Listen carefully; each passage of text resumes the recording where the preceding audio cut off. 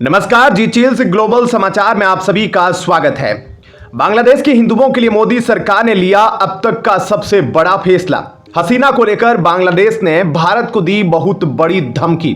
बांग्लादेश में हिंदुओं को धर्म परिवर्तन के लिए बोला कि तलवार या इस्लाम में से किसी एक को चुन लो। हिंसा के बीच बांग्लादेश ने भारत से कर दी बड़ी मांग।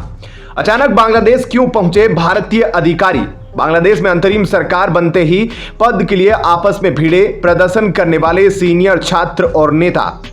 सब कुछ जानेंगे बेहद विस्तार से, लेकिन आगे बढ़ने से पहले आप सभी के लाइक और कमेंट के लिए शुक्रिया। इस वीडियो के लिए एम करते हैं 1000 लाइक्स। अब मोदी सरकार ने बांग्लादेश से आने वाले हिंदुओं की सुरक्षा के लिए बहुत बड़ा कदम उठा लिया है।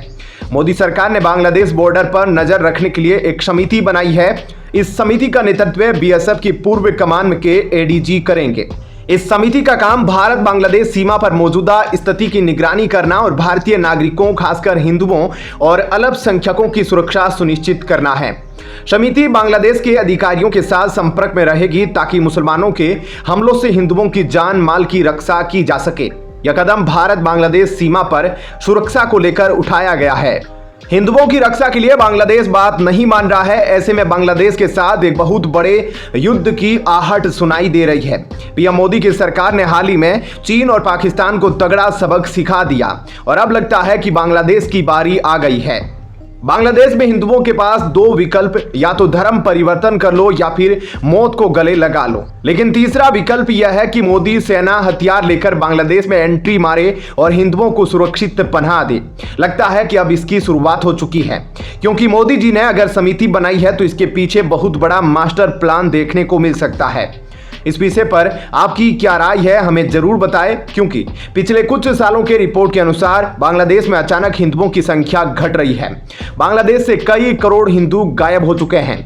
उधर भारत को धमकी दी जा रही है। बांग्लादेश के दिग्गज नेता धमकी देते हुए कह रहे हैं कि शेख हसीना को तुरंत वापस करो, नहीं तो अंजाम बुरा होगा।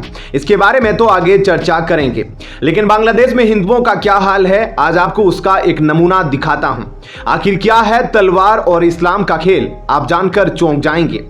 शेख हसीना के बांग्लादेश छोड़ने के बाद देश में हिंदू समुदाय पर अत्याचार बढ़ गए हैं। बांग्लादेश की मीडिया में खबरें आ रही है कि हिंदुओं के घरों और मंदिरों पर हमले हो रहे हैं। इन घटनाओं के बाद से कट्टरपंथी मुसलमानों में खुशी का माहौल है और कुछ लोग तो बांग्लादेश में हिंदुओं के नरसंहार की उम्मीद करने लगे हैं। एक इस्लामी विद्वान जिसने अपना नाम अबू नज्म फर्नांडो बिन अल इस्कंदर बताया, उसने ट्वीट करके कहा कि बांग्लादेश से हिंदुओं को पूरी तरह मिटा देना चाहिए। उसने कहा कि हिंदुओं के पास केवल दो विकल्प है, या तो मौत को गले लगाए या इस्लाम कबूल करे। ऐसे ही विद्वानों को जवाब देते हुए मोदी और योगी ने बयान जारी किया है। योगी ने कहा कि जो समाज इतिहास में गलतियों से सबक नहीं लेता, उनके भविष्य पर ग्रहण लग जाता है। उधर इजराइल, नीदरलैंड और न्यूयॉर्क टाइम्स की तरफ से बांग्लादेश में हिंदुओं को बचाने के लिए आवाज उठाई जा रही है।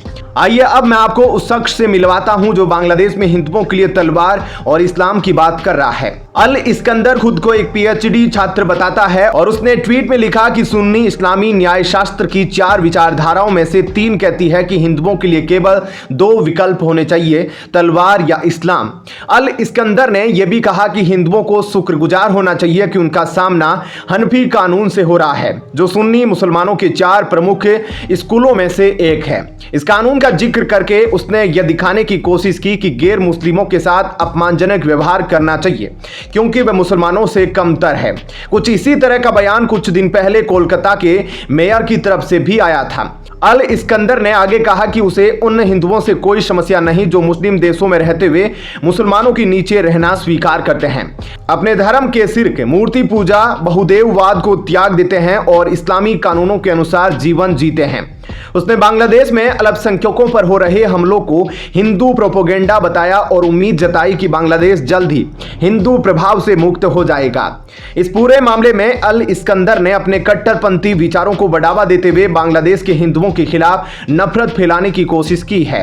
इस प्रकार के विचार और बयान पूरी दुनिया के लिए चिंता का विषय है। वैसे तो ज्यादातर लोगों का मानना है कि बांग्लादेश के हिंदू सुख चैन से जी रहे हैं, लेकिन अल इस्कंदर जैसे कट्टरपंथी लोगों के बयानों से यह साफ हो जाता है कि बांग्लादेश के हिंदू निशाने पर है। अब मैं नहीं जानता कि उनका यह बयान राजनीतिक है या वास्तविक है। सोशल मीडिया पर जो बातें चल रही थी हमने आपको बताई, बाकी फैसला आपको करना है। आगे जानेंगे कि बांग्लादेश की नई सरकार के लोगों ने भारत को कौन सी धमकी दी है। लेकिन वीडियो में आगे बढ़ने से पहले एक ब्रेकिंग अनाउंसमेंट। देश और दुनिया की 100+ फटाफट ब्रेकिंग खबरों को देखने के लिए हमारे चैनल को सब्सक्राइब करें, बेल नोटिफिकेशन ऑन करना ना भूलें, ताकि हमारी सुपरफास्ट मॉर्निंग समाचार और इवनिंग बुलेटिन आप तक बिना किसी देरी के पहुंचे। याद रखिए, आप तक सबसे तेज 100 खबरें सिर्फ जी चैनल्स पर। शेख हसीना को लेकर बांग्लादेश की तरफ से अब भारत को धमकी दी जा रही है, जो माहौल को बिगाड़ सकती है। शेख हसीना जो बांग्लादेश की प्रधानमंत्री थी, उन्होंने 5 अगस्त 2024 को अपने पद से इस्तीफा दे दिया और भारत आ गई। इस दिन को उनके लिए काला दिवस कहा जा रहा है, क्योंकि उन्होंने अचानक सत्ता खो दी। फिर प्रदर्शनकारियों ने उनके कपड़े तक लूट लिए। जैसे ही हसीना देश छोड़कर भारत आई, वैसे ही उनकी विरोधी party Bangladesh nationalist party BNP की अध्यक्ष बेगम खालिदा जिया जेल से रिहा हो गई। यह शेख हसीना के घाव पर नमक छिड़कने जैसा था। अब खालिदा जिया की पार्टी इस बात से नाराज है कि हसीना को भारत में शरण दी गई है। खालिदा की पार्टी BNP के नेता गायेश्वर रॉय ने कहा कि उनकी पार्टी भारत और बांग्लादेश के सहयोग का समर्थन करती है, लेकिन अगर भारत उनके दुश्मनों की मदद करता है तो यह सहयोग मुश्किल हो जाएगा। इसी कारण भारत हसीना को अपने देश में नहीं रखना चाहता, लेकिन हसीना यहां से हिलने को तैयार नहीं है। हसीना की आगे की योजनाएं अभी स्पष्ट नहीं है। हालांकि उनके बेटे कह रहे हैं कि मां अभी भारत में ही रुकेगी। इस बीच दोस्तों, बांग्लादेश में सरकार बनाने के लिए और पद पाने के लिए छात्रों और नेताओं के बीच मतभेद शुरू हो गया है। नोबेल पुरस्कार विजेता मोहम्मद यूनुस ने बांग्लादेश की अंतरिम सरकार के मुखिया के रूप में गुरुवार को पद संभाला। राष्ट्रपति मोहम्मद शहाबुद्दीन ने यूनुस को मुख्य सलाहकार के रूप में शपथ दिलाई।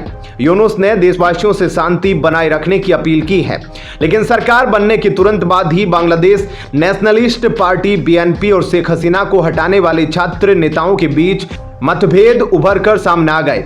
BNP के कार्यवाहक अध्यक्ष तारिक रहमान चाहते हैं कि जल्द से जल्द चुनाव हो, जबकि छात्र नेता इसे बाद में करवाना चाहते हैं ताकि उन्हें नई पार्टी बनाने का समय मिल सके। रहमान ने ढाका में एक रैली भी की थी और चुनाव की जल्दी कराने की मांग भी की थी। उन्होंने लोगों की सुरक्षा की भी चिंता जताई। तारिक रहमान पहले से ही विवादों में रहे हैं। 2004 में शेख हसीना की हत्या की साजिश के मामले में उन्हें आजीवन कारावास की सजा हुई थी और 2023 में आय से अधिक संपत्ति रखने के आरोप में भी उन्हें जेल की सजा मिली थी। अब अंतरिम सरकार के तहत जल्दी चुनाव कराने की मांग हो रही है, जिसमें शेख हसीना के बेटे सजीब वाजेव भी शामिल है। बांग्लादेश के प्रमुख अखबार ढाका ट्रिब्यून के अनुसार अंतरिम सरकार में 17 लोगों ने मंत्री पद की शपथ ली। बांग्लादेश की अंतरिम सरकार के शपथ ग्रहण समारोह में शामिल हुए भारतीय राजदूत, यानी कि बांग्लादेश की नई सरकार पर भारत की पूरी नजर है। अंतरिम सरकार में कई प्रमुख लोगों ने शपथ ली। शपथ ग्रहण समारोह ढाका में राष्ट्रपति भवन में हुआ, जिसमें विदेशी राजनयिक, सिविल सोसाइटी के सदस्य, बिजनेसमैन और पूर्व विपक्षी पार्टी के सदस्य शामिल हुए। शेख हसीना की पार्टी अवामी लीग का कोई भी प्रतिनिधि इस समारोह में मौजूद नहीं था। इस नई सरकार के गठन के साथ बांग्लादेश में आगे क्या होगा, इसे लेकर सभी की नजरें टिकी हुई है। यूनुस का मुख्य सलाहकार बनना देश के लिए एक महत्वपूर्ण मोड़ साबित हो सकता है। वहीं दूसरी तरफ शेख हसीना के बेटे ने भी राजनीति में उतरने का फैसला कर लिया है। उनका कहना है कि आज भी उनकी मां की पार्टी अवामी लीग का जन आधार बांग्लादेश में सबसे ज्यादा है और जल्द ही उनकी सरकार बनेगी। इस वीडियो में फिलहाल इतना ही। आप देख रहे थे जी चिल्स। जल्द पूरे होंगे आपके सारे व्यूज। धन्यवाद।